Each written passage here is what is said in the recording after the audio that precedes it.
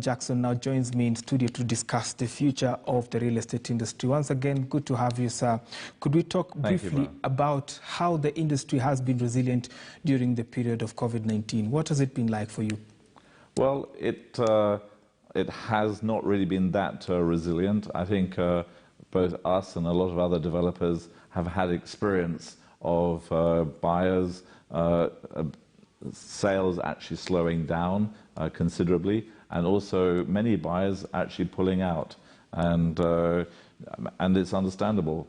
So many people have suffered and have economic problems. Either they've lost their jobs or their businesses have stopped functioning as they usually do. And so a lot of people, we've had at least 10, if not more, buyers who had bought previously to the Corona COVID situation and who have pulled out of the sales. But having said that, we're also very pleased to say that we are under construction. We're actually building, and as a result, we have actually sold considerably more than 10. We were at the beginning of the COVID period somewhere around 40, 45. I'm happy to say now we're up to around 80.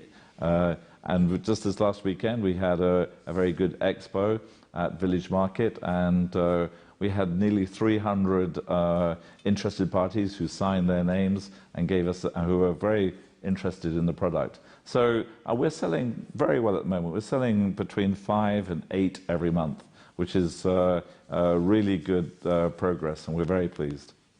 Great. You sort of preempted my other question, which was the confidence in delivery for the client. But let's look at how the industry has been, trying to cushion the client against the adverse effects of COVID-19. Reports came out that there were quite a lot of cancellations of mortgages and people having to restructure. But how is the industry cushioning the client? There's not much happening. I think developers are helping out a lot by giving buyers longer time to repay. I don't think that's happening very much with the banks. I think some of the banks are being a little bit more understanding and not actually pushing their clients all the way and restructuring their financing. Certainly as developers, we are very sympathetic to people's situations, and we have restructured some of the payment plans that we had before, so that people have longer time to pay. So those are the sort of practical ways in which developers are responding to the COVID period. Great. Let's talk on matters operations.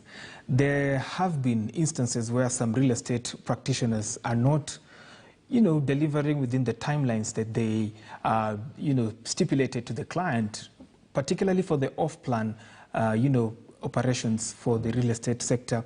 What's your take on that, and how is the industry mutating towards, giving value to the client and in time? You're absolutely right, Brian. What we have found is that because there's been several developments in the last 5-8 years, which were a lot of marketing and publicized and actually didn't proceed or stopped by just digging a hole. We had quite a similar problem. It was difficult to get people to buy into the project when we were just a hole. Thankfully, as you know, I have 35 years experience and a very big track record of real estate and development. I've built over 6 million square feet of space.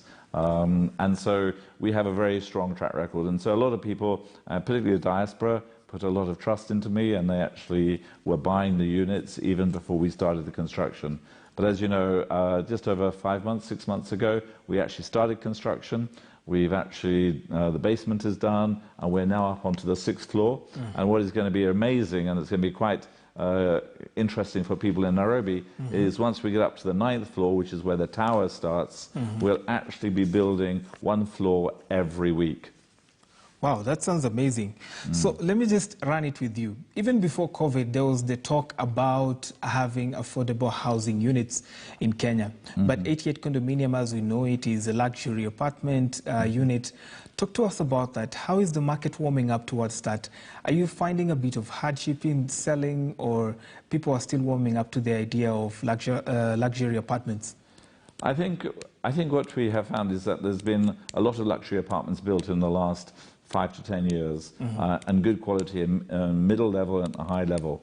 But you will find all of those apartments are in Westlands, Kilimani, Gigiri, those sort of places where there's already now an oversupply of apartments. Particularly, unfortunately, during this corona period, demand is not so high. I'm sure it will pick up again, probably next year. But even next year, you have a huge amount of competition in those areas because there's such a big supply. What we have found is that in Upper Hill, land is very expensive. The only way to manage that process is to build a very big project. And that's what we have done. And because Upper Hill, there is no limit in height, so we have gone 44 floors. Yes, you're right, we're actually going to be the tallest high-end residential building in Africa. So we're very iconic. It's a very iconic. And because there are 40,000 workers in Upper Hill, and they have no good accommodation at all. So you've got there the World Bank, the embassies, you've got Britam and lots of other big companies. You've got all the doctors and the lawyers are there. And they all travel many hours every day to work and back again. So having a high-end, good quality product right in the middle, and it's a condominium. So we actually have a mini market, we have all the functions that you need, a living room, a business center, only for residents. So it's a complete self-contained condominium. And this is what really has attracted a lot of people to see that this is really unique and iconic for Nairobi. Amazing.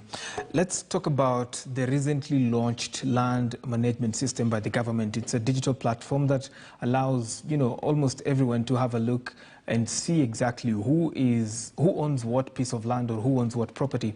How is that affecting the real estate sector? And could you give us some of your brief, sentiments about it? So I think it's a great idea. It was certainly worth pushing. I was very much an advocate for it from the very beginning.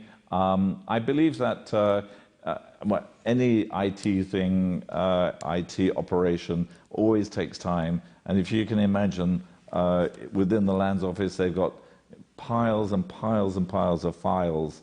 And to digitalize all of those files is a huge exercise. And it's not, and I have a lot of sympathy for them because it's a really big exercise. And without doubt, there will be mistakes. Without doubt, there'll be technical issues and things won't work out. But let's give them time. I'm not sure how long that time will be. It may be many months for them to iron out all the technical issues and to get the files all properly scanned and put into the digital system. But ultimately, for us as Kenyans, it's going to be a great system, and it will help reduce duplication of documents, fake documents, and it will give a much clearer idea that if you've come in to buy a product, it'd be very easy to know whether that property has been duplicated or not. So it's a really good thing for Kenya. Amazing. Talk to us about the allocation of title deeds for apartment owners, particularly now that you are directly in this space. So there is the new law come out that you can apartments, you can get your own title deed for an apartment. So this is we're looking at this at the moment, how it will affect the management company and how you run and manage the property. So we're in discussion with our lawyers at the moment how to practically make it work. I mean, it's a very good way. It's a step further. Legally and financially, there's no big difference. It does give you more security, and it gives you a stronger say, particularly if the building falls down. And insurance-wise, it's much better from an insurance point of view. So yes, there are some things that we have to look into, how management companies and how you manage the building afterwards. So we're looking into that, and every developer will come up with their own solution. Fair enough. As we bring this conversation to a close, Mr. Jackson, could you give just a brief snapshot of what you think the future of real estate will be like post-COVID-19? That's a good question. When is post-COVID-19? Post-COVID-19 seems to be dragging on and dragging on. Okay. And so who knows where it's going to end up. I mean, for sure, people will come back. Real estate is such a good asset. It has been for every country in the world and for many hundreds of years. You can't really go wrong with asset. Yes, it does go up, it does go down.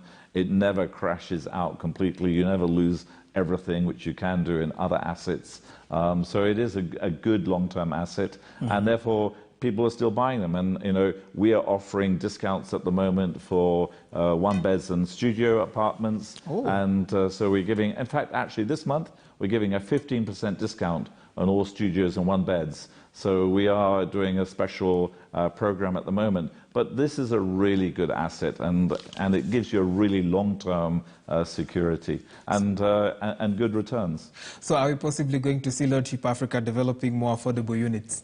We are looking, and we would love to do more affordable units. Okay. I am trying to see how to get into that space. That's another discussion, Brian, but it's a very complicated one. But yes, we would love to do that.